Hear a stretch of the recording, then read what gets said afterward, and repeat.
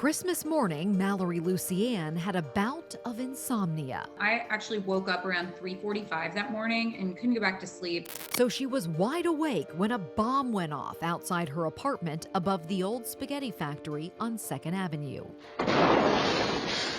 This huge light and explosion, windows are coming in, doors flying open, like some beams are kind of coming down on your ceiling and you don't know what's going on. So my 911 call was essentially my building is collapsing. Mallory got dressed, but in the chaos couldn't find her dog's leash. I'm actually trying to pick my dog up. He's about 60 pounds. I'm trying to pick him up by his collar so he doesn't step on any debris.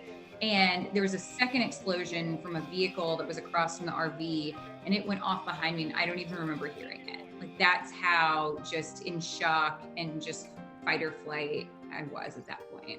She eventually made it to the Renaissance Hotel downtown, where her dad came to pick her up, but without two special things. My oldest brother had passed away, and I had been given his Titans jersey from when we were children, and I didn't have that. And that was just like, I was devastated over that. And then also my cat was still inside.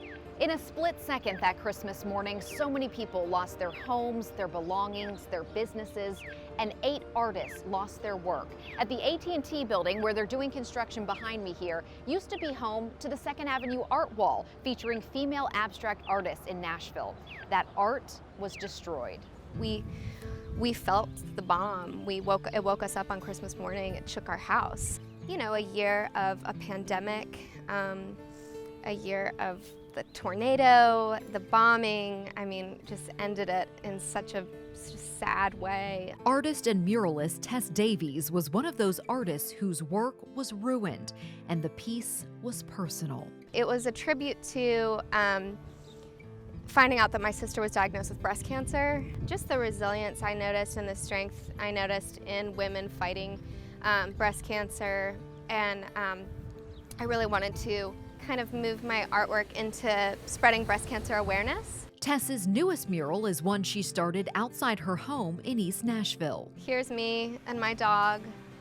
There's my husband with his banjo.